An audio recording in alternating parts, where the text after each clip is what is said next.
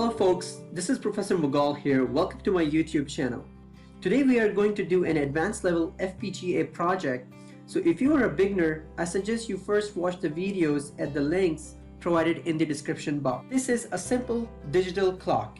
In this tutorial, we will touch many aspects of FPGA programming, from setting up a slow clock, instantiating sub-modules, and displaying BCD numbers on a 7-segment format. The time units are incremented in an always block using behavior modeling. At every clock cycle, which is set to 1 Hz, we increment seconds. Whenever seconds reaches the value 60, we increment minutes by 1. Similarly, whenever minutes reach 60, we increment hours by 1. Once hour reaches the value 23, we reset the digital clock. The hours and minutes are displayed on the 7-segment display of the Basys3 board, whereas the seconds will be displayed using the LEDs on the board, as can be seen in the video. To understand the depth of this project, let's explore the functional block diagram of the digital clock. Let's explain the 7-segment driver module first.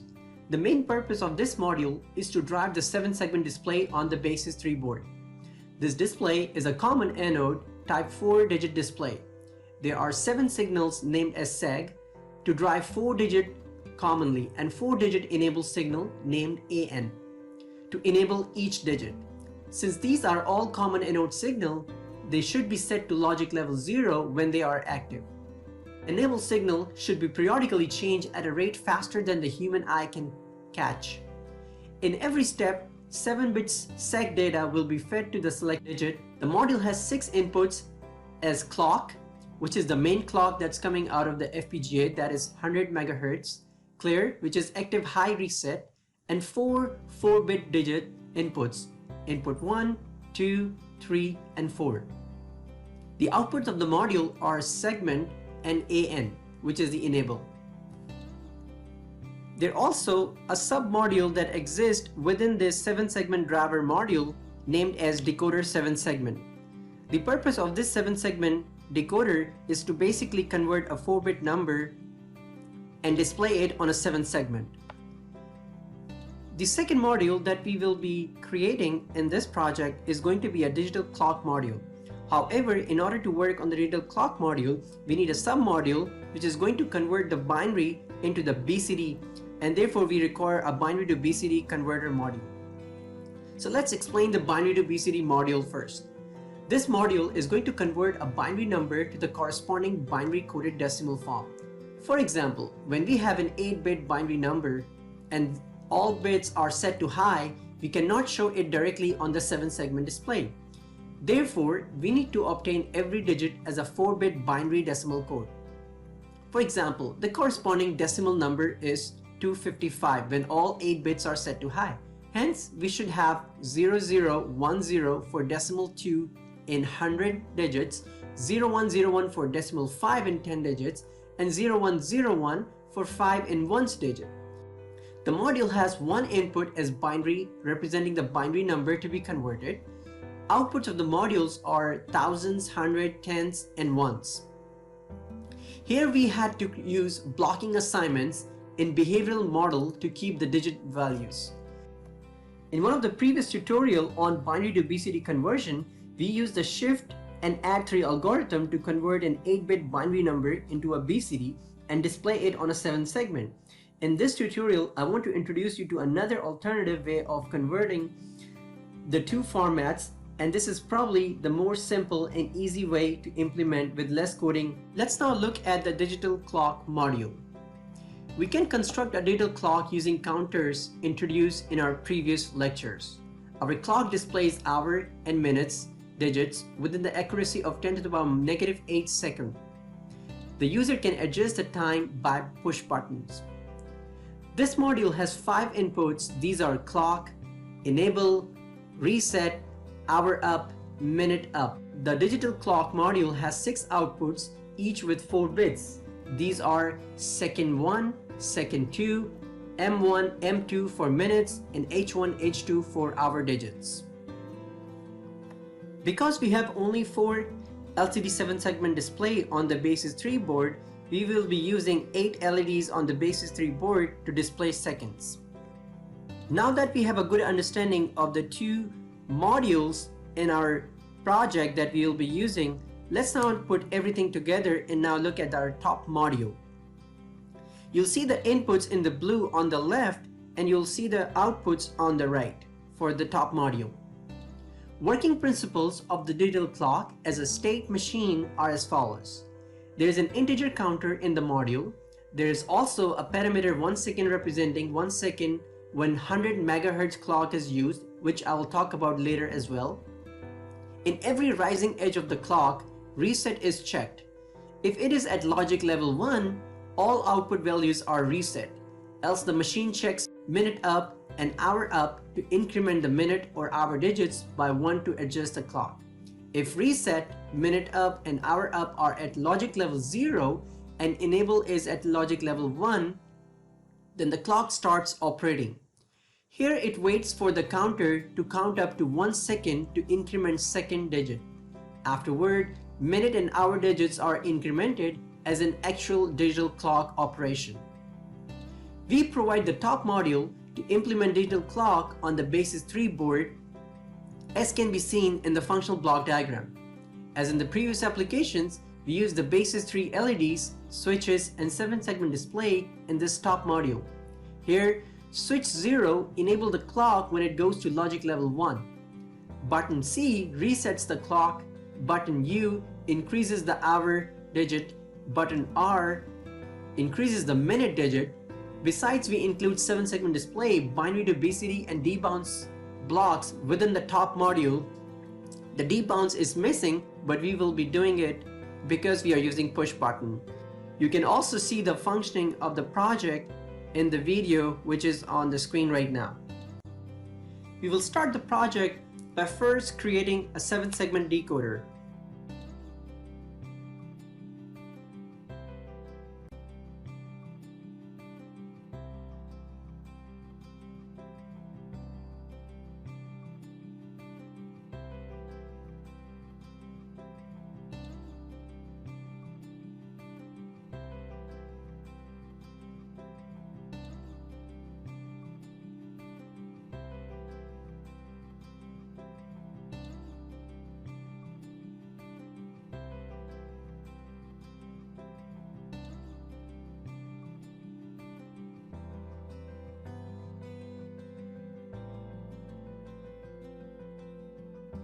Okay, now that we have the project created, which is going to be one of our module for digital clock, I'm going to comment each line for you, or as many lines as I can, to provide you with the understanding of the code. Here, I'm actually missing an array here because this is going to be 6 to 0 because it's a 7-segment, and also because we want the segments to store the value for a certain combination, we would want to declare this as a register. So here we have the 4 bits going into the segment, and based upon that, it's going to light up the segments, which is going to display BCD number on a 7-segment.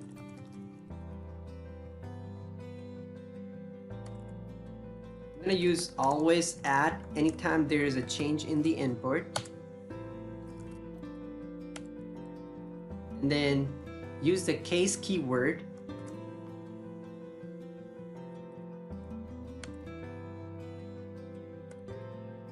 In case of all 4 bits 0, then we would want the 7-segment to display 0, which would mean segment A is going to be 0, B, C, D, E, and F all going to be 0 except for G, which is going to be off. And remember, it's a active low logic here. This displays 0 on the 7-segment. Okay. Similarly, in case n is equals to 1, then we would want B and C to be 0 rest of the other segments are going to be off. So A is going to be off, B is going to be on, C is going to be on, rest of the other segments are going to be off. Okay, this is going to display 1. Now that I have the code ready for all of the other combinations going from 2, 3, 4, 5, 6, 7, 8, 9. Remember, on a segment you can only go from 0 to 9. So I have my case statement over there. Okay, and I'm going to finish it by saying end case end, and then I should have an end module at the very bottom. I'm going to save this file and then run synthesis. It looks like there are 4 critical warnings, so let's look at those. Bar. Actually, I'm missing a B here, and also missing a B over here as well. Let's go ahead and save it. Okay, it seems like it went through. I'm gonna run my source file now. As we work on these modules, there will be some errors, and as we go along, we will keep on fixing those errors. So it looks like we have an error over here. Instead of display, it should say seg, because that's how I have it. I copy pasted it from my previous source file. So because I'm declaring using a variable named seg here, I need to change it to seg.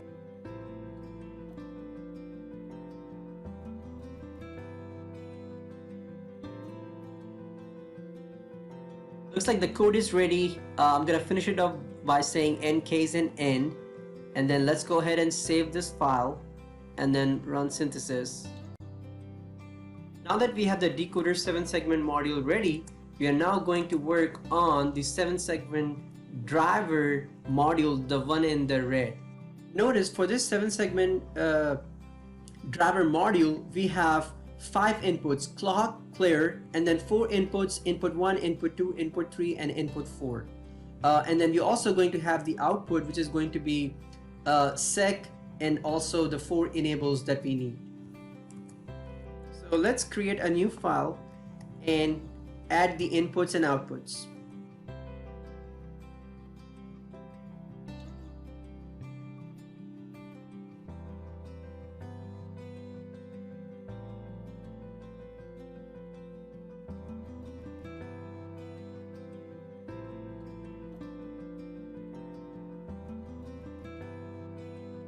Remember folks, as I mentioned earlier, the main purpose of this module is to drive the 7-segment display on the Basys3 board.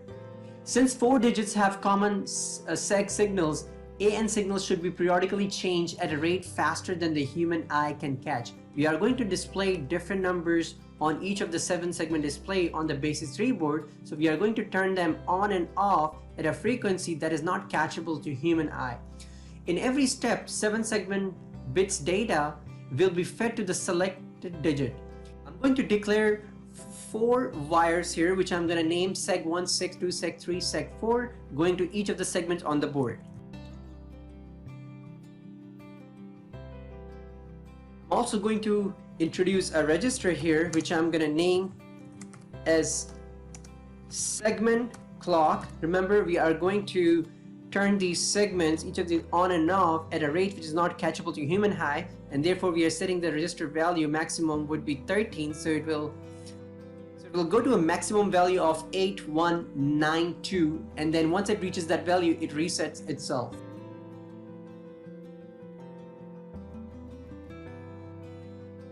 I'm also going to use a local parameter left, mid right, and right for each of the segment display on the board.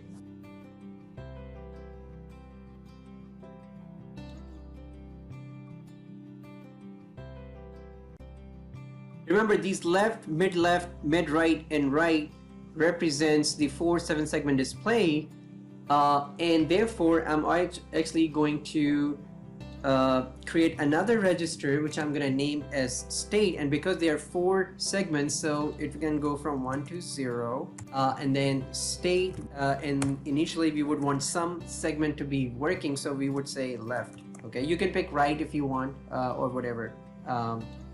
So I will choose left here, and then we would want this state. Actually, before we go on to instantiating the sub module that we just created, let's just finish the code first. So I'm gonna use the always block at looking at the positive edge of the clock. Use sec clock plus 1 bar B1. Okay, This is basically saying that when the positive edge of the clock arrives, the counter goes up by 1 is at positive edge of the sec clock. Once it reaches a value of 8192, which we declared over here, remember to do our 13 gives you 8192. So the counter will go from 0 to 8191 once it reaches its maximum value, or positive edge clear here also, because when the clear is pressed, we would want to reset everything to 0. Again, if clear is equals to 1, then begin, and seg, all these segments should be set to 0. Enable is also 4 zeros, and then state equals to left, followed by else, begin, and then here we can use the case statement. And remember, we got 4 displays, so we got 4 cases. Okay, starting off with the left, begin, seg gets to seg1, okay, which is display 1.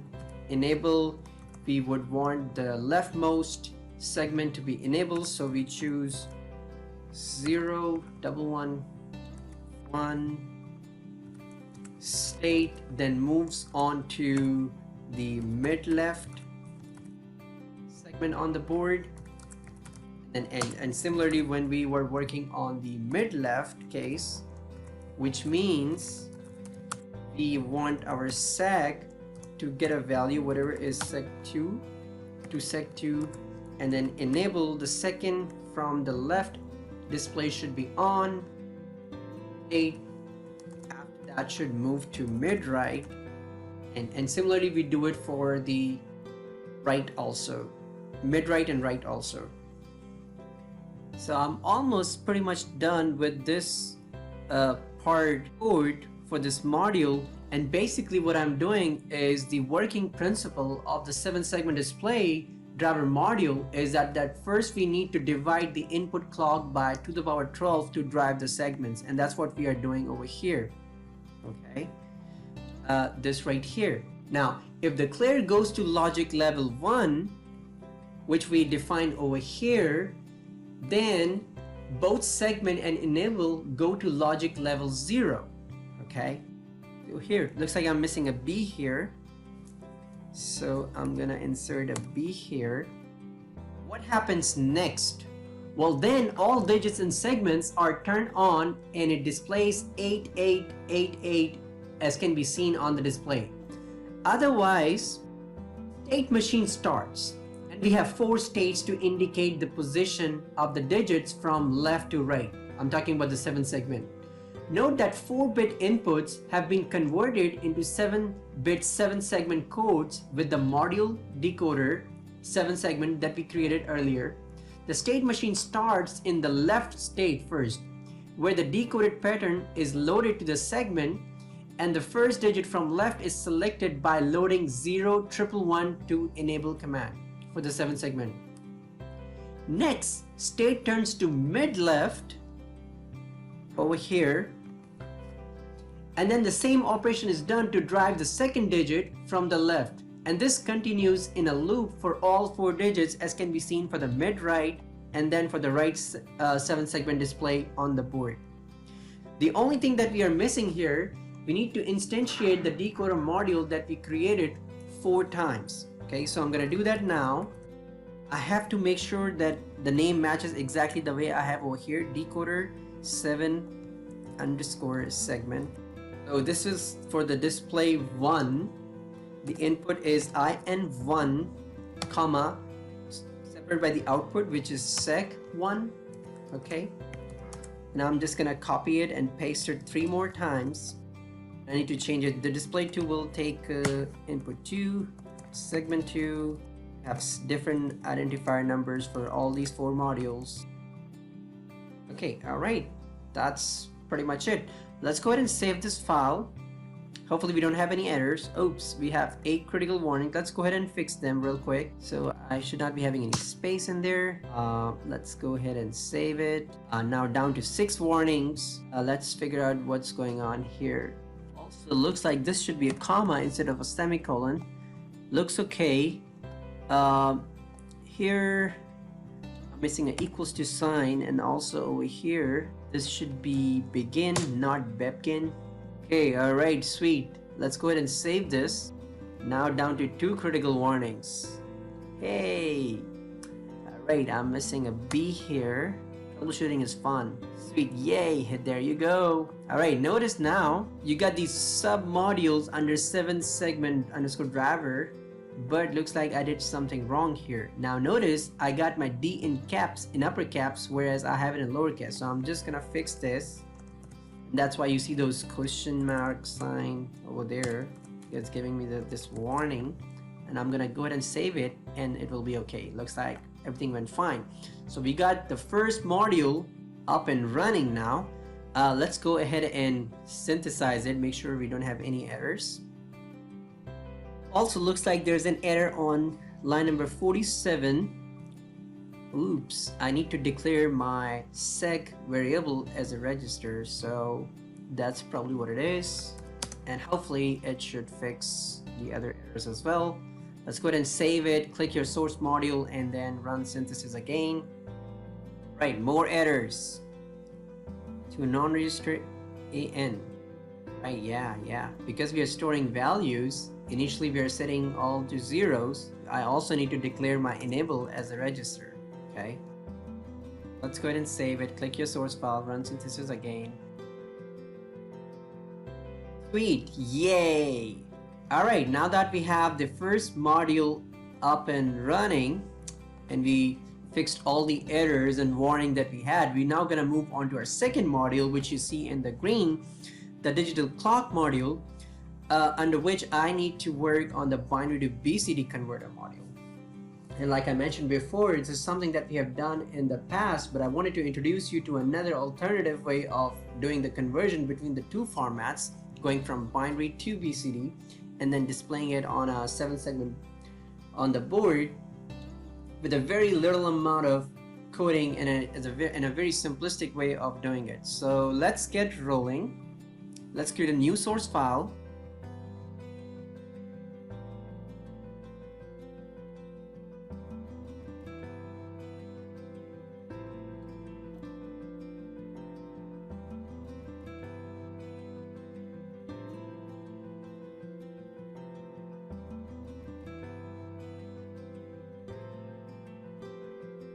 We're going to use the block command here. And before I do that, let me also declare BCD data as a register. Again, we got 12 bits, and I'll just say BCD data initially set to 0. Always, whenever there's a change in the binary input, then you would want the BCD data to get the whatever the value of the binary bit is, and then the thousands will be basically taking the BCD data and then dividing it by 1000. Okay, so the new BCD data we will get stored in this variable would be then the remainder. Let me just finish the code here, and then I'll explain in detail.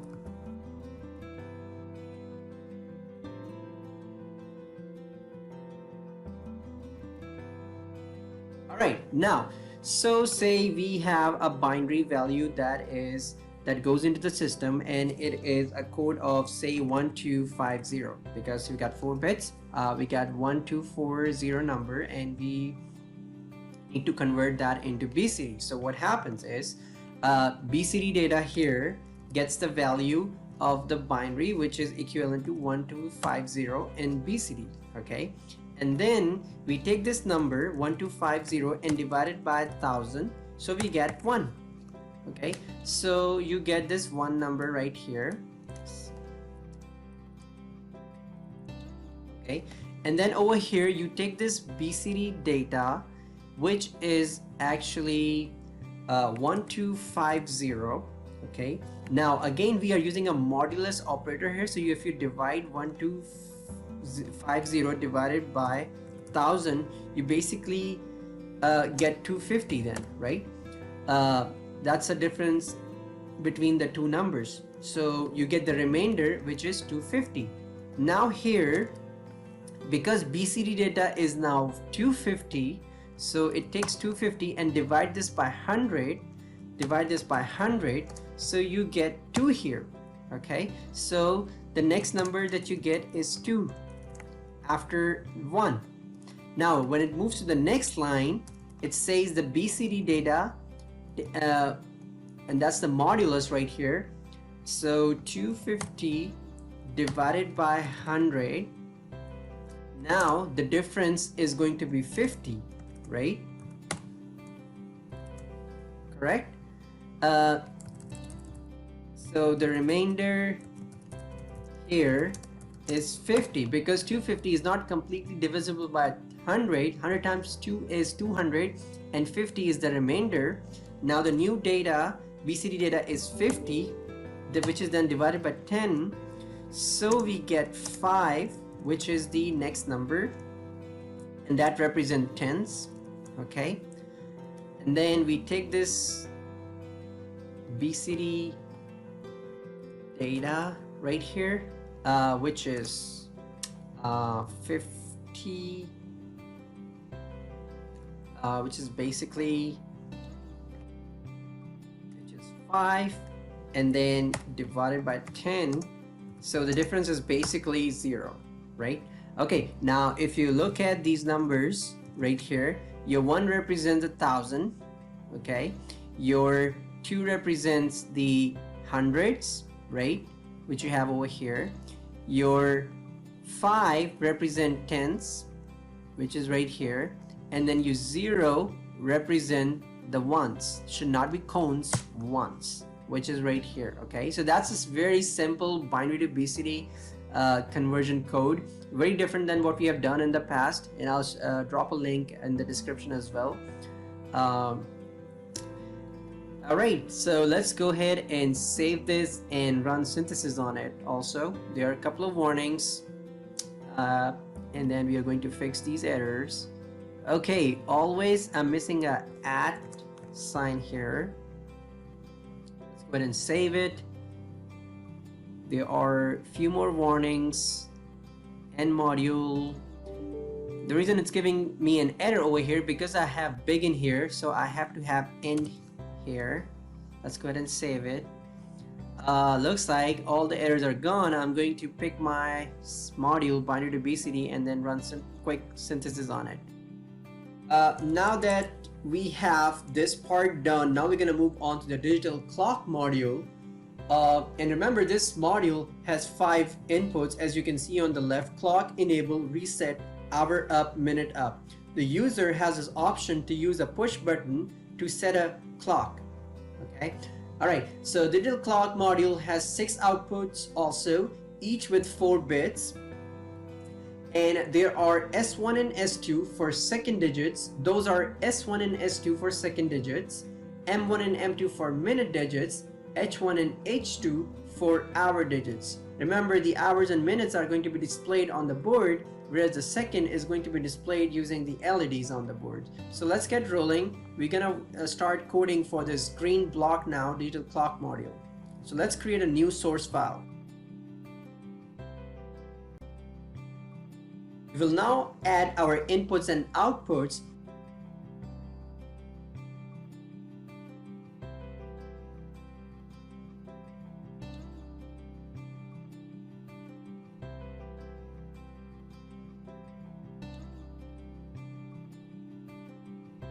So these are all of these are our inputs and outputs. Enable will get the clock going. We have a clock at a frequency of 1 Hertz going into this. Reset is going to reset hours, minutes, and seconds into zeros. User have these 2 push buttons where they can use to increment the hours and minutes and set the time. Once it reaches 24, it then reset itself to 0 in the case of hours. Minutes, when it reaches 60 and then the push button is pressed, it just goes to 0. This is something that we are going to code. We have seconds, minutes, and hours.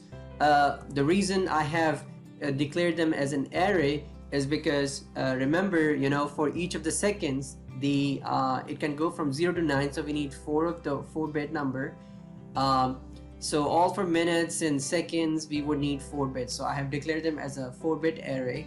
The very first thing we are going to do, remember your time display is going to be such that you have H2, H1, and then minute 1 and minute 2 and minute 1. And then the first thing we need to do is actually going to declare our hours and minutes as register and setting their initial values to 0. The reason we are using 6 bits here, 0 to 5, is because the maximum you can get is 60, right? On the seconds count or on the minutes count. For minutes or second count, so you will require 6 bits that can take you up to 64, right? From 0 to 63. Alright, moving on to the next part. We are going to use the command integer, and then this is for the clock, initially setting it to 0, okay? And then also using a local parameter command, 1 second. Remember, this is 100 megahertz clock, okay? So this would mean 1 second every 100 megahertz. And then we're gonna use the always at command, positive H of the clock. This is for the reset part of the clock. If reset x equals to 1, then we want hours, minutes, and seconds to be set to 0 for setting the clock. Else if minute up button is pressed, then if minute equals to 59 in decimal, I'll just say D here to represent the number in decimal, then we want the minute to reset itself to 0. Remember, from 59 it goes to 0, okay?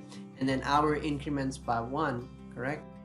Else we would want the minute to be incremented by 1.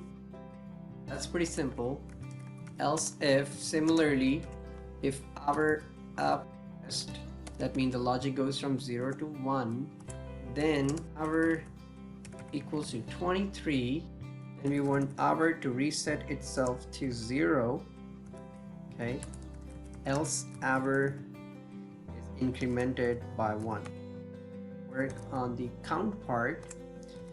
Else if enable is set to high, if clock gets to 1 second, remember 100,000, 100 million times, so begin, that is when the clock will reset itself to 0. Second equals to 59, and we would want it to reset itself to 0.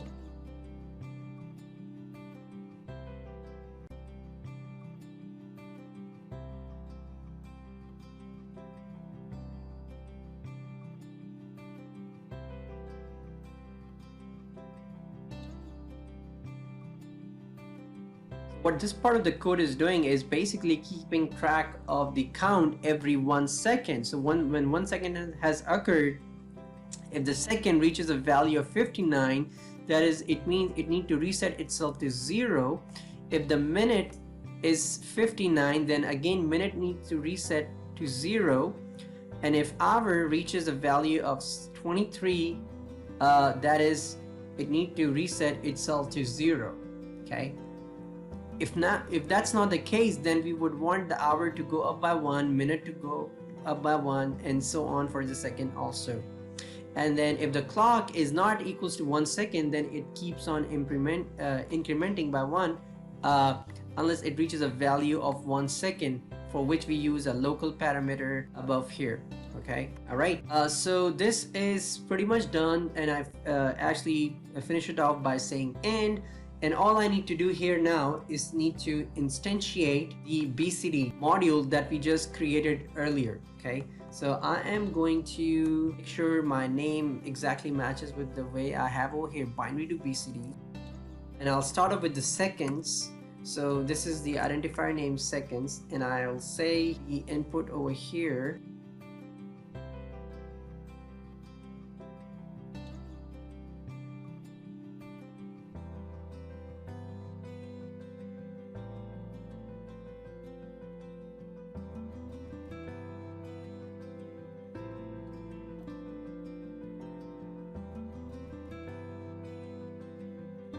and similarly I need to make that change accordingly here. This is for the minutes, and this is for the hour. So if I just go through this code real quick one more time, remember here in this part of the code what we are trying to say, the working principle of the digital clock as a state machine is such that there is an integer counter in the module. Okay, so there's also a 1 second parameter representing 1 second when 100 megahertz clock is used. In every rising edge of the clock, reset is checked. If it is a logic level 1, all the output values are reset. Else the machine checks the minute up and hour up to increment the minute or hours digit by 1 to adjust the clock, which is this part right here. Okay. Now, if the reset, minute up, and hour up are all at logic level 0, and enable is at logic level 1, then the clock starts operating, which it does over here. Okay, here it waits for the counter to count up to 1 second to increment second digits. Afterward, minutes and hour digits are incremented as in an actual digital clock operation, which is over here, this part right here. Okay, so that's pretty simple. And then once we have all those numbers in minutes and hours and seconds, we would want to convert that into BCD so that later on we can use that to display it on the 7 segment. So let's go ahead and save this file and run synthesis on it. There are a couple of warnings, so let's go through and just double check those what they are. I'm missing an equals to sign here. Let's go ahead and save it. Looks like it went through perfectly. I'm going to click my digital clock and run synthesis on it. Looks like everything went okay. We are now ready to work on our top module. Now, as in the previous step that we did, we are now going to use the Basys LED switches, 7 segment display in this top module. So you see the on the right you see the outputs, and on the left we'll be using the switch. Switch is going to be used for enabling the clock when it goes to logic level 1. We also have button C, which resets the clock, and then we also have button U, which increases the hour digit, and then button R increases the minute digit. Besides, we included the 7 segment display, binary to BCD, and debounce IP blocks that we need to do within our top module. Because of the mechanical nature of these push buttons, we need to have that. Okay, so let's now start working towards top module. But before we work on that, let's just work on the debounce, and then we can call that debounce function in our top module. Let's get started. I'm now going to add a new source file, which is I'm going to use for debouncing the push button that I had earlier created for one of my other projects, and I'll leave the link in the description if you want to know how I got that code. And I will also briefly just go over it real quick for you. So let's just go ahead and add that debounce file.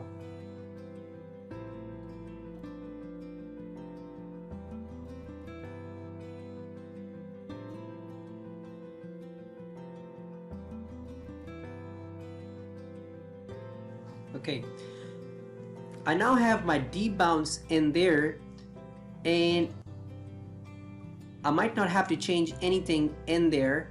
And like I mentioned before, I'm just gonna leave a description for the video that I did on debounce that you can go through and go through this code. And it's actually pretty simple. And we are using a slow clock at a frequency of 4 Hertz and also implying D flip-flop, and you need 2 of those. Let's now create a new source file for our top module. We're now going to add our inputs and outputs.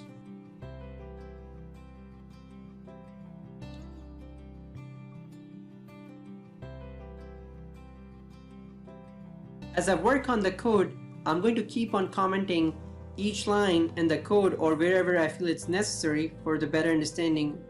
So this is the FPGA clock. This is the switch 0 that we are going to use to enable the clock. Okay. Button C is going to reset the clock. U is the hour increment. Button R is going to be the minutes increment.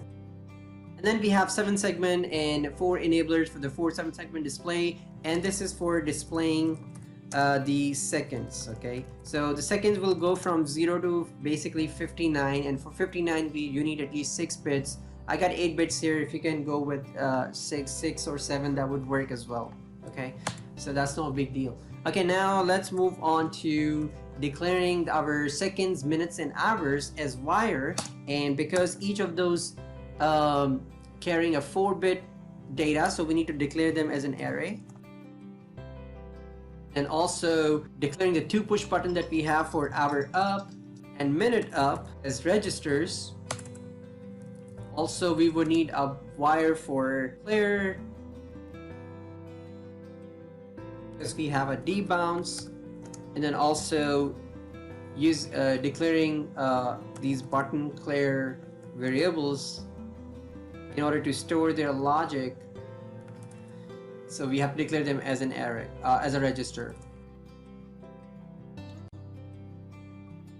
Now going to instantiate the debounce module that I just added. Go to the debounce again right here. I basically have one push button, clock as an input, and then I was using the LED as an output. In our case, it's going to be the button as an input, the clock, and then we'll use the button C clear, button U clear, and button R clear as an output, okay, which we have already defined as wire over here. Okay, so let's start doing that. I need to make sure my file name matches exactly the way I have over here. Debounce, this is for the C, so we need the clock here. We have button C clear, and then button C.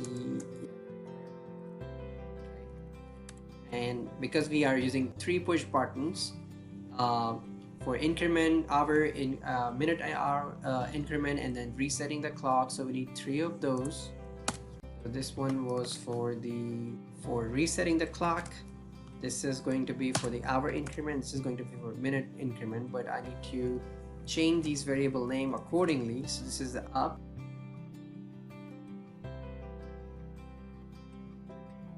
It looks like everything is okay. Looks okay here. I also need to instantiate the 7-segment driver, the 2 modules that we created. The 2 modules that we created, the digital clock module and the 7-segment driver module. Let's instantiate those as well.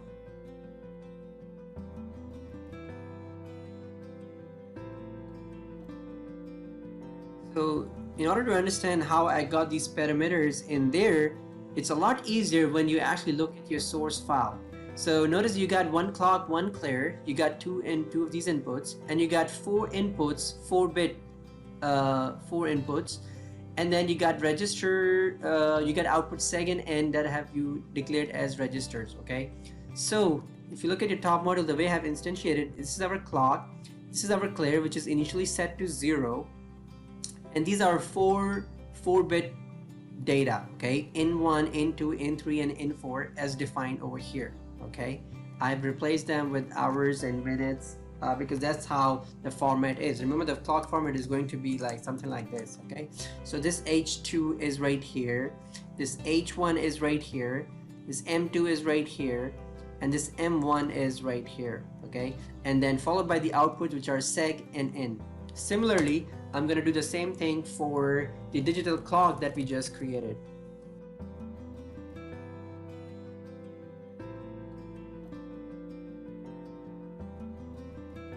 If you are confused that how did I get all these parameters, and again I would suggest you to look at your digital clock and things will get a lot more easier. Remember, we got clock, enable and reset here, okay? And then we have the two push buttons, one for hour up, one for minute up, and then for displaying the results for seconds, minutes and hours, we have declared them as a 4-bit array, each one of them. So if you look at here, this is our clock right here. This is going to be our enable button, that is SW that we are using to enable the clock. I have already commented over here. Then we have this reset thing, okay? Button C clear, which is I declared as a wire right here, okay? This is for the reset, and this is the debounce output basically. This is the hour up, and this is the minute up, and then the data right here for displaying seconds, minutes and hours, okay? This is done. All I need to do now is to set the logic for the push buttons that I'm using, okay? So I'll start off with saying using the always block.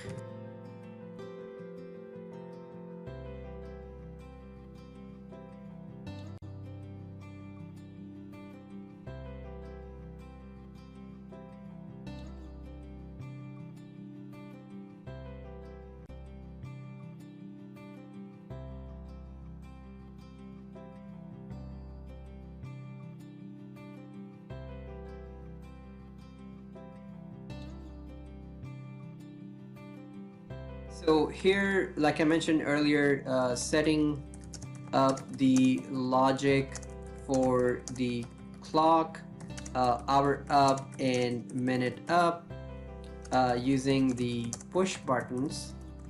And that's pretty easy to understand here. Whenever the positive edge of the clock arrives, we know that this is the debounce signal right here, button clear. This is for the up, this is for the hour up, and this is for the minute up. The value gets stored in this variable right here, and basically what we are saying in this right here, that if hour up button and clear button is high, then HR up is pressed or it's active, okay? And similarly over here, what we are saying here, if minute up button and the clear button is high, actually the clear hour up button is 0 and clear button is high, right? Yeah. And similarly over here, when the minute up button, which is this right here, is 0 and clear button is high, then minute up is pressed, okay? Or in other words, the signal will be active and recorded. And then I'm gonna follow it by saying end, and also for the seconds I have this LED, so I'm gonna say equals to S2 comma S1, okay? And that will be displayed using the LEDs because we only have 4 7 segment display. Let's go ahead and save our file. Okay, we have 2 critical warnings. Okay, that's not bad. Okay, syntax error near. Right, I think this is supposed to be this sign LED 70. Let's go ahead and save it. Right, everything went fine. Now what I'm gonna do is add my constant file here. So I already have one created for my other project. I'm just gonna import one. So here's my clock right here. We are only using one switch, so I just need one of these switches, and I'm gonna delete the other ones, and I'm gonna, because I have named it as SW, so I'll just say SW. So segments look okay. We're not using decimal points, so just skip that or just insert a hash sign. These are the 4 enablers. I need push buttons here, and this goes right here, button C, button U, button R. Just want to make sure that's how I have it named over here, button C, button U, button R. And also I need 8 LEDs. Okay, and then these are going to be my LEDs here. I need 8 of this, 0 to 7, So these are my push parts. It looks like, folk, everything looks pretty much good to go. I'm going to save everything and then select my top module and then implement this onto my Basys3 board.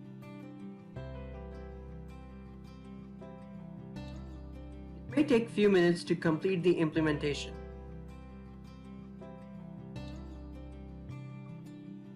Looks like we have an error. Let's see what is the error and then fix it.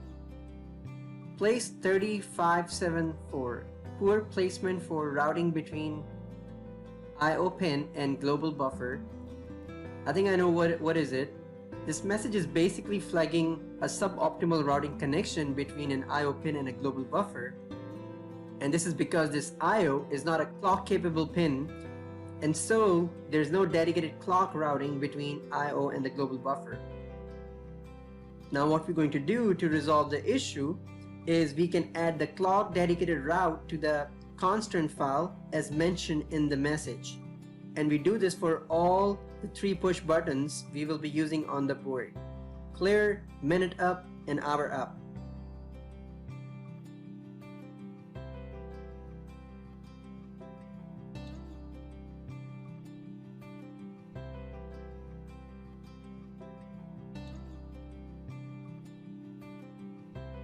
Now that implementation is complete, let's generate the bitstream file and program the board.